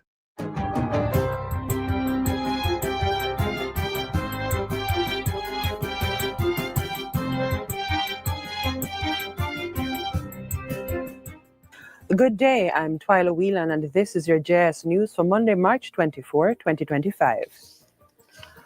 Groundbreaking for the long-awaited Caymanas Special Economic Zone is projected to take place by the end of April 2025. This will pave the way for the undertaking of infrastructure works and the build-out of the first 30 acres. We have gone past talk, we have done the work, and we are now ready to break ground and start construction. Prime Minister Dr. Andrew Holness says the 7,000-acre Caymanas Special Economic Zone project is a key pillar of the logistics vision beyond the Port of Kingston and lands in the immediate vicinity of the port. The Caymanas Special Economic Zone is set to transform Jamaica's logistics and manufacturing sectors, attracting global investment and creating thousands of jobs. To catalyze the project, the Port Authority has been tasked with land preparation to address climate change risks, including flooding, bringing basic infrastructure and utilities to the site, creating direct transportation linkages to the container terminal, as well as constructing pre-built space for investors who would wish to come to Jamaica but would rather lease facilities. The Prime Minister highlights that detailed engineering designs have been completed, The tendering process for the first phase of land preparation and infrastructure works is completed, and all the necessary approvals are in place. The government will be investing $2 billion to enhance key corridors leading to the city of Kingston to create an attractive and welcoming gateway. Prime Minister Dr. Andrew Holness, who made the announcement during his budget speech, says the initiative will focus on major thoroughfares. These include the airport road from Norman Manley International Airport to Mountain View, from the roundabout at the airport to Port Royal, as well as 6 miles to Dunrobin Avenue and 6 miles to Portia Simpson Miller Square, through to downtown via Spanish Town Road. The project will begin with the pre-investment works, including design and planning, community consultations, and these upgrades will not only beautify Kingston's points of entry, but also enhance infrastructure, improve connectivity, and create a positive impression for visitors and residents alike. There are plans to introduce open road tolling into the toll road system on the island. It's a state-of-the-art system that allows vehicles to be charged electronically without having to stop at a toll booth by using electronic systems to facilitate payment while vehicles travel at highway speeds. This system is widely used across the world and has proven to be faster, more efficient, and more convenient. The Prime Minister reveals that the Montego Bay Perimeter Road that's now under construction will serve as the pilot project for the initiative. Meanwhile, the Angels Toll Road in St. Catherine is to have 3 lanes added, with engineering designs for this far advanced. The 20% duty concession currently available for pickup trucks used by farmers will now be extended to include other mid-sized commercial vehicles commonly used in farming. We will also revise the GCT Act to redefine eligible vehicles to include versatile options like panel vans and small trucks. These vehicles will now benefit from the existing 20% duty concession that currently applies to pickup trucks. In other words, we are removing barriers that limit our farmers' ability to transport perishable goods, equipment, and livestock feed efficiently. Additionally, the government will amend the regulations to allow the importation of light commercial vehicles up to 15 years old, an increase from the current age limit of 10 years. Improvements are also coming for marine fishers. While our fish farmers have always benefited from these duty concessions, our marine fishers have not. And this is an unfortunate anomaly which must be addressed. So I've given directives that steps should be taken for our registered fishers to be included in the 20% duty concession regime. Minister of Finance and the Public Service Fayval Williams is to announce when these adjustments will take effect. And finally, the government will be implementing a new system for motor vehicle fitness certificates. The first certificate of fitness for a new motor vehicle will be issued for 5 years. For used vehicles, 10 years or less, the validity period for certificates of fitness will be 3 years. For vehicles older than 10 years, the current yearly renewal schedule will remain. Changes will also be made to the registration period for motor vehicles. Motorists currently have an option to renew motor vehicle registration for 6 months or for 1 year. We will be introducing a 2-year renewal option. The changes are part of streamlining processes for efficiency and economic development SPEED initiative aimed at improving systems and processes across all government entities. And that's it for JS News Today. I'm Twyla Whelan. Thanks for watching.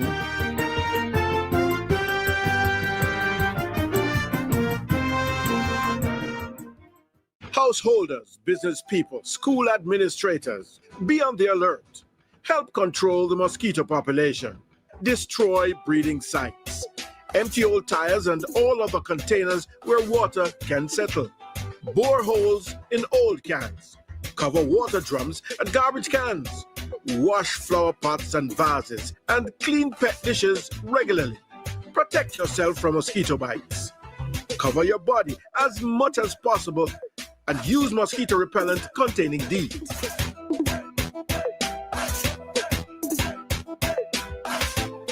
Health and wellness is everybody's business because without it, nothing else can be achieved. The government certainly knows this and is pumping more resources into creating universal health care. Leading today's features segment of the magazine is an outline of the spending allocation for public health care.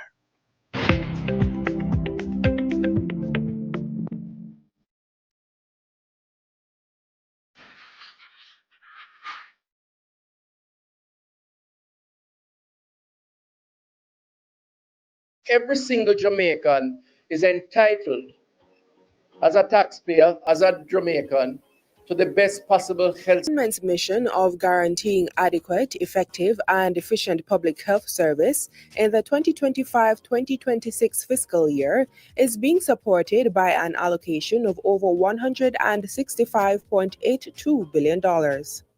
Most of this, $155.64 billion, is allocated for recurrent expenses, inclusive of budgetary support to the Bellevue Hospital, government chemist, and the National Council on Drug Abuse. The Health Ministry will offset that with $650 million earned from fees collected. And over $10.18 billion of the total monies allocated is for capital projects supported by the government and/or its international partners. A significant portion of the ministry's recurrent budget is to ensure the 23 hospitals, 336 health centers, and specialized institutions in the 4 regional health authority areas are equipped to deliver first-rate service to Jamaicans. This includes operational support for the National Public Health Lab, the Blood Transfusion Services, and Immunology Unit. The allocation also covers work to maintain health standards and regulations, procure pharmaceutical and medical supplies, carry out rehabilitation and maintenance work, and provide regional health system support. $12.56 billion is also set aside to cover approximately 68% of the operating cost of the University Hospital of the West Indies, and over $13 billion is for the overall administrative services and regulatory expenses of the ministry. The $10 billion allocation for capital spending in the new fiscal year will allow work to proceed on several major health improvement projects jointly funded by the government and its multilateral or bilateral partners. Among them, continued progress towards completion of the Western Children and Adolescent Hospital and redevelopment of the Cornwall Regional Hospital. In 2024, we launched the final phase, phase 3 of the project, that is to realize the full rehabilitation of the building. By April of 2025, the medical records department, the general stores, the dietary department, and the server rooms will be fully rehabilitated and operational. The next section of the building to be rehabilitated is the accident and emergency unit that we hope to be fully equipped with new CT and MRI machines as a brand new amenity to support the work of the staff of the A&Es. Construction of the new Western Children and Adolescent Hospital is also at the final stage. This year's targets include completing the cladding of the building and procuring additional equipment to outfit the hospital. At that location, there will be 800 beds in 2 towers, 1 8th floor, 1 10th, and every single piece of equipment will be new in that facility, making it the highest concentration of hospital beds anywhere in the Caribbean. The next capital project will see over $270 million being spent towards the modernization of the University Hospital of the West Indies.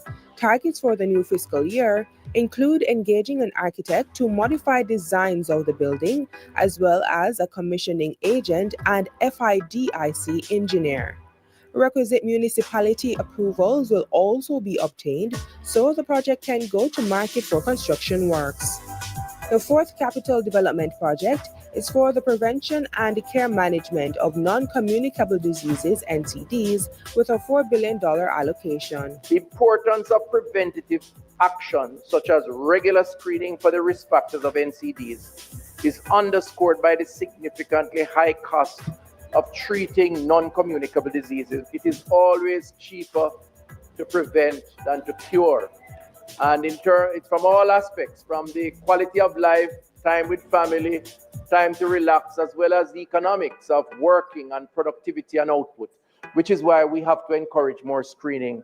As part of this project, construction works will continue on the Spanish Town Hospital, which should reach 35% completion during the fiscal year.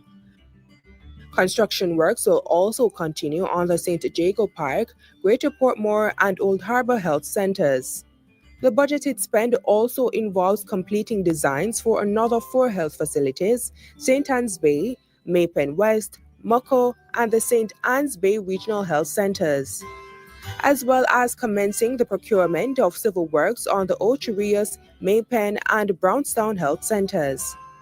The 2025-26 expenditure also targets completing the installation of managed network services at 50 sites. So what we're doing really is ushering in the electronic health record system, which for us represents a major transformation in how we treat our patients, our customers in our public health system.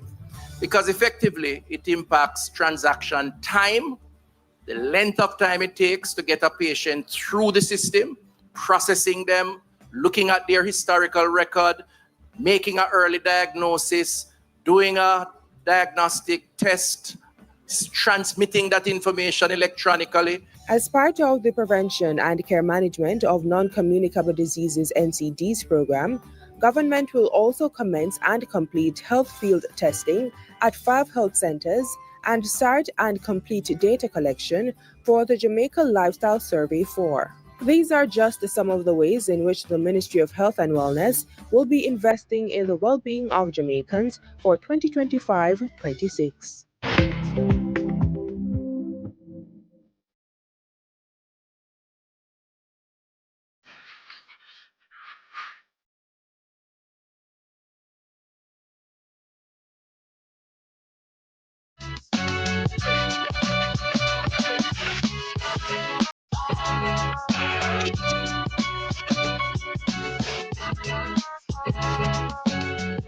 The 2025-2026 budget debate is on in the Parliament, and the Prime Minister, Dr. Andrew Holness, made his presentation on Thursday of last week.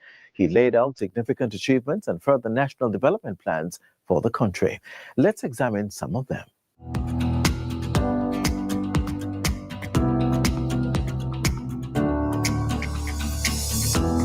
The NHD will commence construction on more than 19,575 solutions across all parishes over the next 2 years and continues to acquire land for new development. Commencing July 1, 2025, for contributors who earn less than $30,000 weekly, the deposit requirement on open market loans will be reduced to 2% if the housing solution being acquired is priced at or below $14 million.